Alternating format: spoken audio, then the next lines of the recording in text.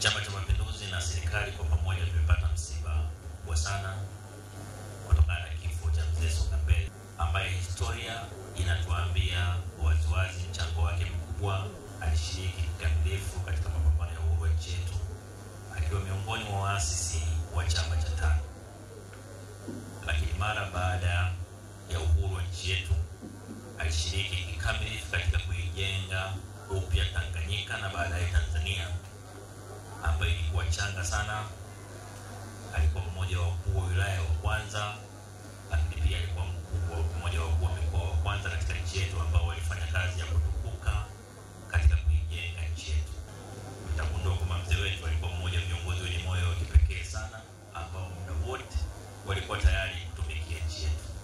Na ndio maana Mheshimiwa Rais ameguswa sana na msiba huo na kuelekeza kwamba lazima mimi nishiriki kwa niaba yake. Mzee Mustafa Songa Mbele ni mtu wa kujivunia kwa watu wa mkoa wa Ruvuma na Tanzania. Nchi nzima inaongelea ujasiri wake na ushiriki wake katika maendeleo ya nchi yetu, ushiriki wake katika kupigania uhuru, lakini wote wanasema alitoka Ruvuma. Na kwa Watanzania wote tuendelee kujifunza kutoka kwa wazee hao ambao wamefariki wakiona amani na upendo wa Tanzania ukiendelea. Heshima pekee tunaweza kuwapa ni kuendeleza mshikamano, amani na maendeleo ya nchi yetu.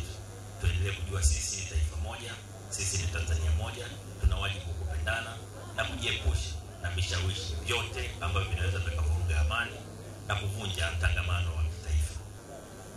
Mzee Songa Mbele hakuwa tu ni kiongozi, bali alikuwa taa na mwelekeo katika giza la ukoloni, aliyesimama kidete kwa ujasiri, hekima na moyo wa kizalendo katika kujenga Tanzania mpya.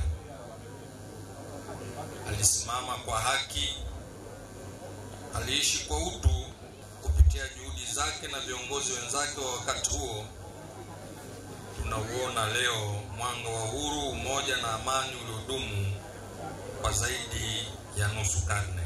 Hakika kifo chake ni pigo, si kwa familia yake tu, bali kwa taifa zima. Tumepoteza hazina ya busara na kumbukumbu hai ya historia yetu ya taifa letu.